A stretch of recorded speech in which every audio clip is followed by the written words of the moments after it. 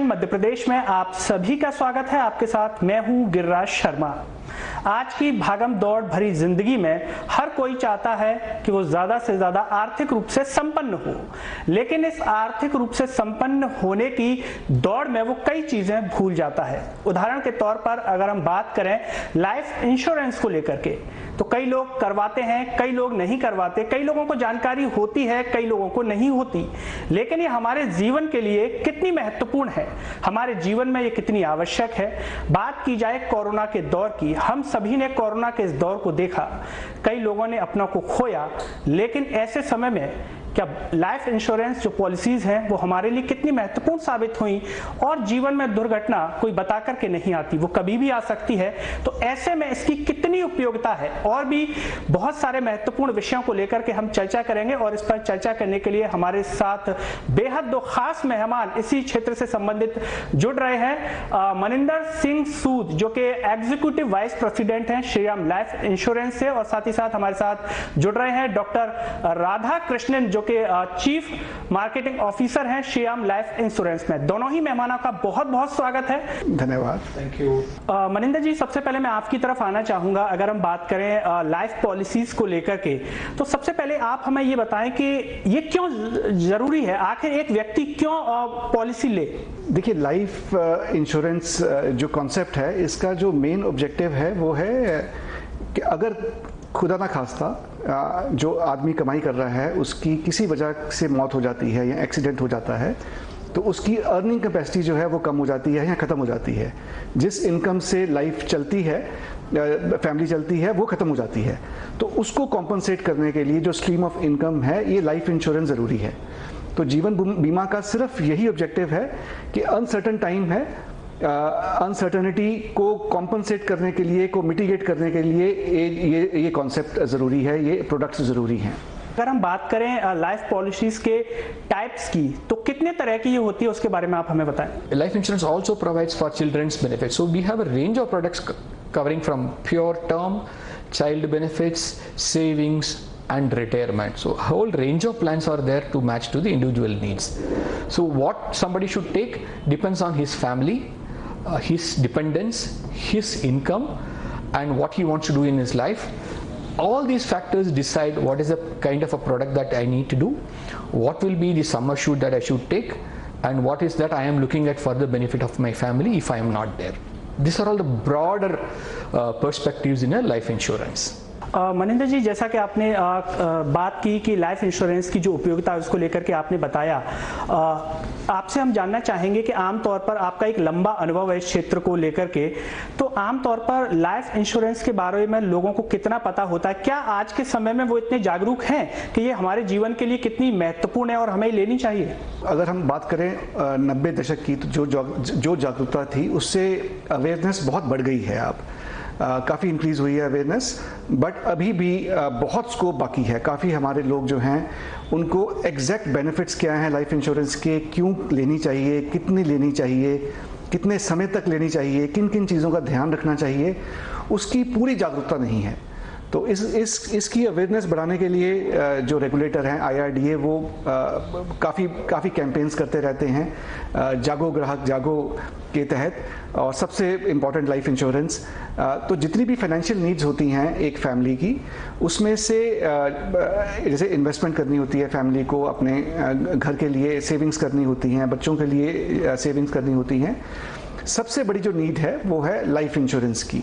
तो ये आगे से अवेयरनेस बढ़ रही है, बट अभी भी काफ़ी स्कोप है। और आई थिंक ये जो आप कर रहे हैं, इस माध्यम से हम आपके जो व्यूअर्स हैं उन तक भी ये पहुंचाना चाहेंगे कि इस नीड को आप बहुत सीरियसली इवैल्यूएट करें, थोड़ा टाइम दें इसको विचार करने में, और प्रॉपरली जो लाइफ इंश्योरेंस के प्रोडक्ट्स हैं, जो कि बहुत अच्छे प्रोडक्ट्स अलग अलग कंपनियों के मौजूद हैं मार्केट में, वो लें आप। मनिंदर जी, जैसा कि डॉक्टर राधा ने चर्चा में बताया, तो हमारे जो ज़्यादातर दर्शक हैं वो हिंदी भाषी हैं। अगर आप बताना चाहें हिंदी भाषा में भी उनको थोड़ा सा उसके बारे में कि लाइफ इंश्योरेंस की जो है वो कितने टाइप्स की होती है?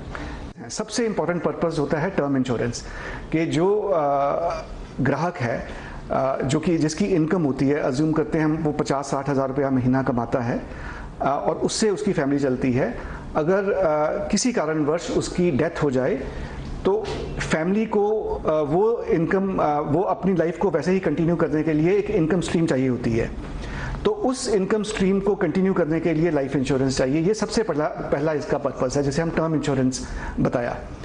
दूसरी बात होती है, जो हमारे बच्चे हैं वो स्कूल में पढ़ रहे हैं, फिर कॉलेज में जाएंगे, और हमें मालूम है कि कॉलेज एजुकेशन बहुत महंगी हो गई है, तो उसके लिए सेविंग्स करनी पड़ती हैं शुरू से ही एक सिस्टमेटिक तरीके से, एक डिसिप्लिन तरीके से सेविंग्स करनी हमें चाहिए अपने बच्चों की एजुकेशन को लेके।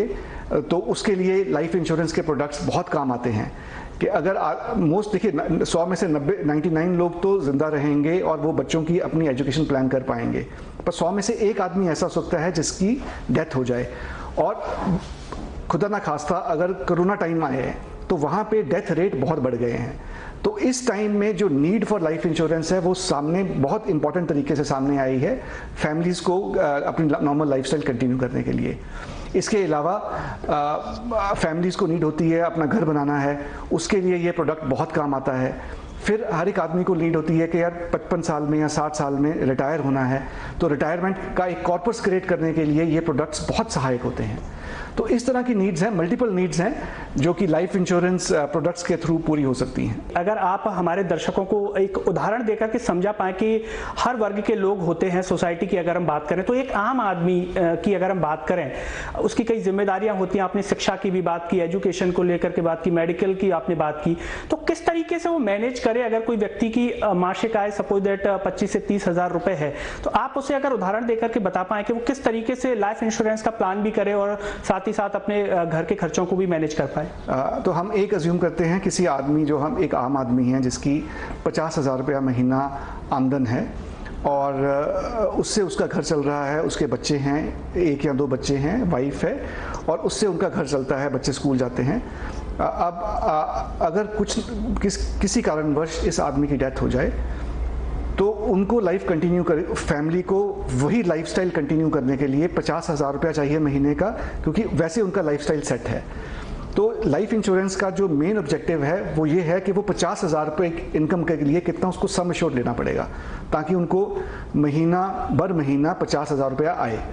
तो इसमें एक कॉन्सेप्ट होता है जिसे हम ह्यूमन लाइफ वैल्यू कहते हैं, कि इस आदमी की ह्यूमन लाइफ वैल्यू, जो आदमी 50,000 रुपया कमाता है उसकी ह्यूमन लाइफ वैल्यू 50,000 रुपया कमाने वाले की 6 लाख रुपया आमदन होती है 1 साल की, और उसको हम मल्टीप्लाई करते हैं 12 टाइम्स या 15 टाइम्स, ताकि एक 60-70 लाख रुपया या 75 लाख रुपया का सम एश्योर्ड अगर उसको मिलेगा, तब उसको 6 लाख रुपया साल का, 50,000 रुपया महीने का आमदन उसकी फैमिली को हो सकता है। तो जो आदमी 50,000 रुपया कमाता है महीने का, उसको कम से कम 60-70 लाख रुपए की टर्म इंश्योरेंस लेनी चाहिए, ताकि खुदा न खास्ता अगर कुछ अनफोर्सीन इवेंट हो जाए तो उसकी फैमिली को उतना पैसा मिल जाए जिसके साथ वो 50,000 रुपया उनको महीने की आमदन शुरू हो जाए और उनकी लाइफ कंटिन्यू कर सके। और ये जो प्रोडक्ट होता है टर्म इंश्योरेंस, ये बहुत ही एक अफोर्डेबल प्रोडक्ट है।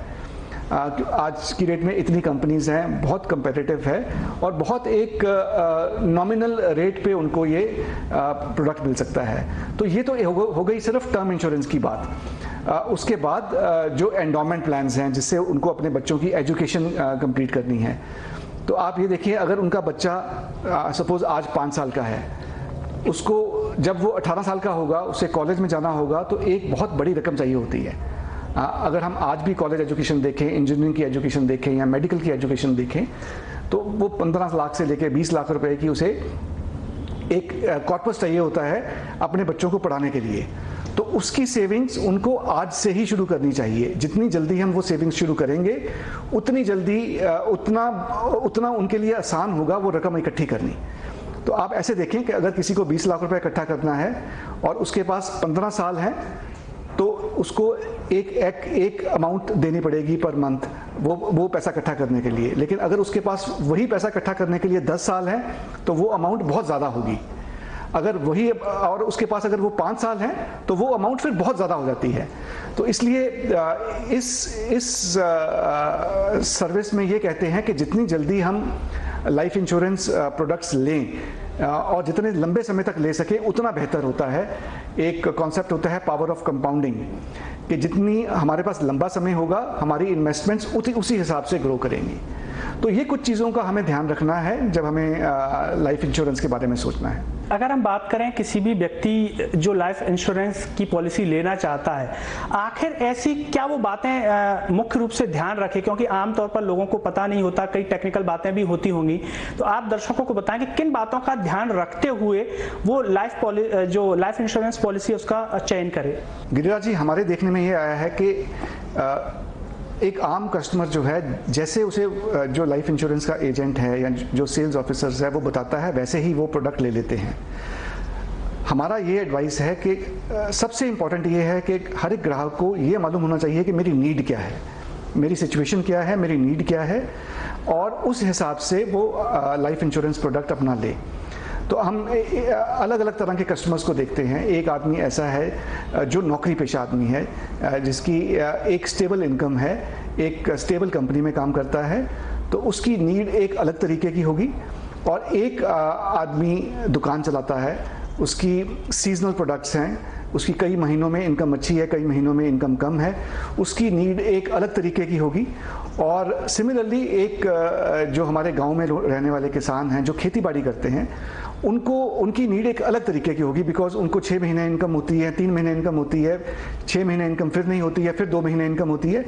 तो जैसे जैसे इनकम स्ट्रीम्स बनती हैं वैसे वैसे उनकी नीड्स भी उसी हिसाब से, ऑल्दो नीड्स सेम रहेंगी, लेकिन वो प्रोडक्ट्स जो चयन करेंगे वो उनको उन चीज़ों का ध्यान रखना है कि हमारी पहले तो इनकम कितनी है, कितनी फ्रीक्वेंसी पे आती है, हमारी फैमिली सिचुएशन क्या है, हमारा बच्चा 1 है या 2 है या 3 है, हमारी रिटायरमेंट को कितना अभी टाइम पड़ा हुआ है, और हमारा अपना घर है, क्या हम किराए पे घर पे रहते हैं या हमारा पेरेंट्स का घर है जिसका हमें हिस्सा मिलेगा, हमें क्या उसके लिए सेविंग करनी है। तो ये कुछ चीज़ें आपको ध्यान में रखनी है कि मेरी यूनिक नीड क्या है, और उस हिसाब से आपको अपने जो इंश्योरेंस प्लान्स हैं उनका चयन करना चाहिए। डॉक्टर राधा, आपसे जानना चाहेंगे हम कि आपका इतना लंबा अनुभव है, अगर आप हमारे दर्शकों के साथ साझा करना चाहें कोई भी ऐसा उदाहरण कि आपने देखा हो कि जिस व्यक्ति ने लाइफ इंश्योरेंस पॉलिसी ली हो या किसी भी प्रकार की पॉलिसी ली हो, वो उसके जीवन को बेहतर बनाने के लिए उस दौर में काम आई, अगर वो नहीं लेता तो शायद उसकी स्थिति कुछ और होती। ऐसा कोई भी उदाहरण अगर आप साझा करना चाहें दर्शकों के साथ। Yeah, see, I think I can give relate to a real life situation. Corona has made a lot of difference to the life. It's not worried about the age, somebody dying. So I had a personal friend of mine, aged about 45 years, dying, and his wife also died of corona. So whole family, the income earners and both the parents have died. And fortunately there is a term plan for about 1 crore, and there is a savings plan for about 25 lakhs. I think 1 crore 25 lakhs is going to help these 2 children of this friend, where both friend and his wife died. I think the children are going to be benefited by this thing. I think this is a real life example. 4 months old, or I have personally helped the family to get the claims.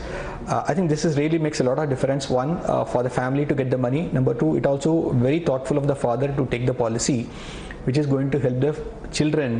Even though he is not there, the children are going to study well and continue to have their dream, ambition of the career or education. So I think real life insurance do make a lot of difference in the family.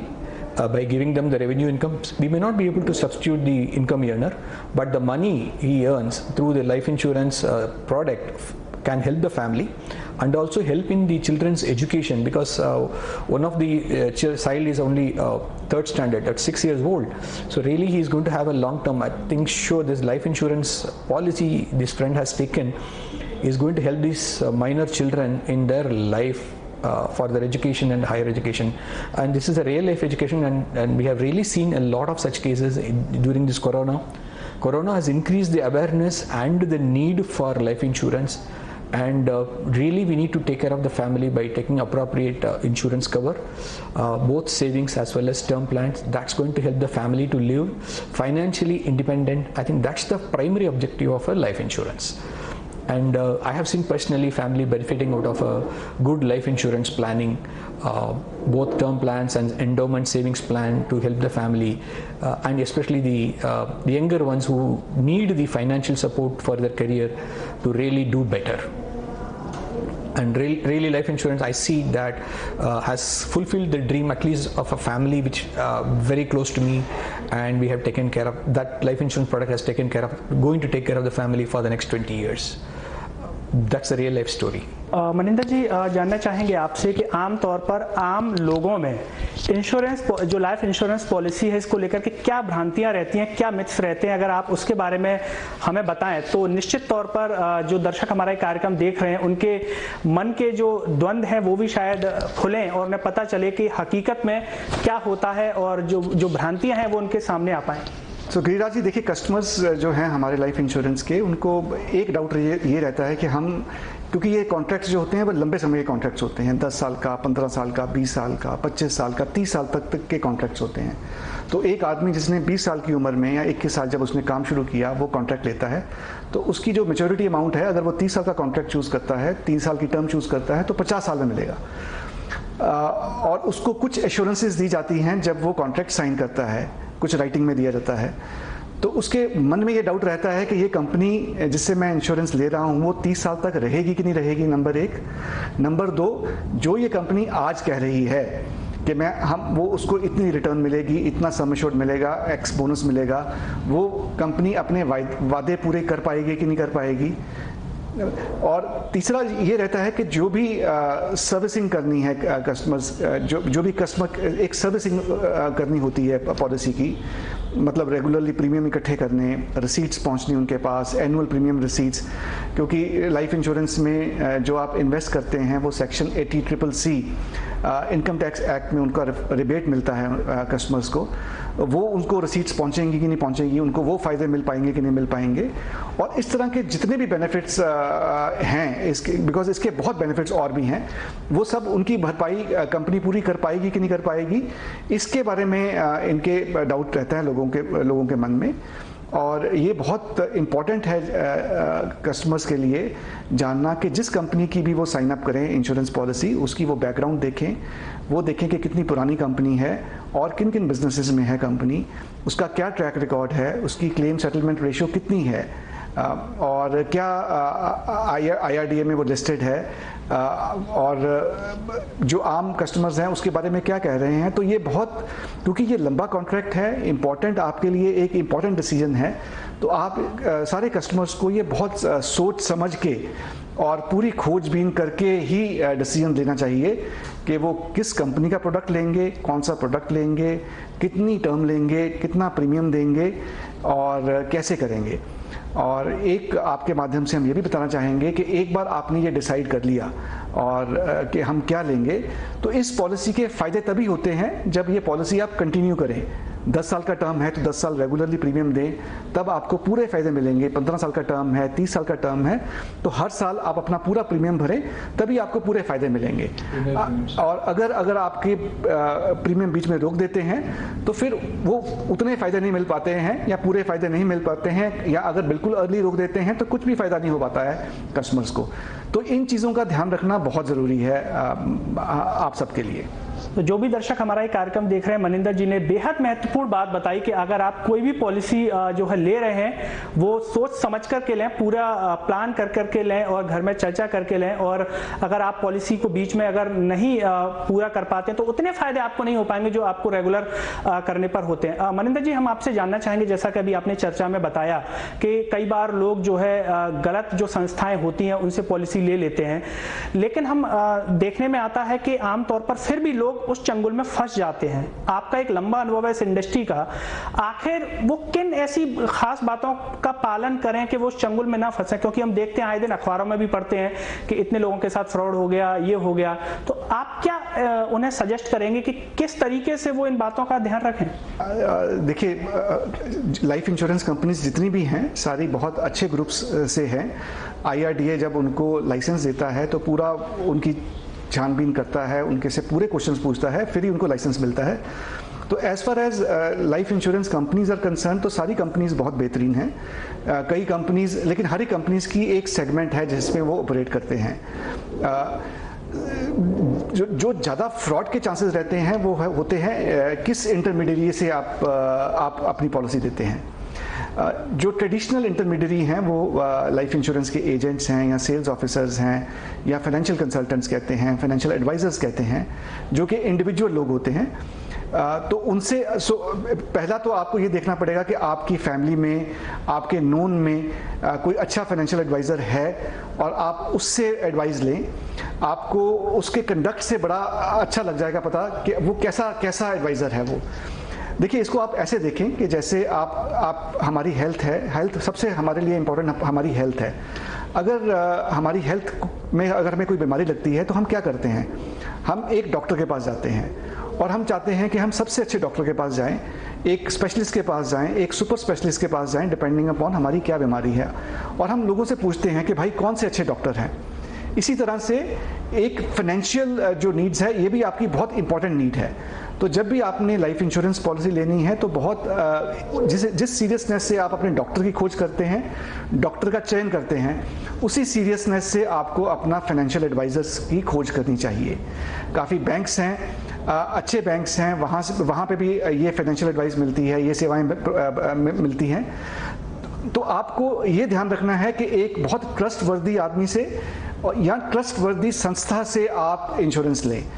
काफ़ी लोग fly bye night operators भी इसमें आ चुके हैं as an intermediary. तो आपको थोड़ा ध्यान रखना है कि जो बहुत फॉल्स प्रोमिसेस करते हैं, बहुत अनरियलिस्टिक एक्सपेक्टेशन सेट करते हैं, वहाँ पे नहीं जाना है।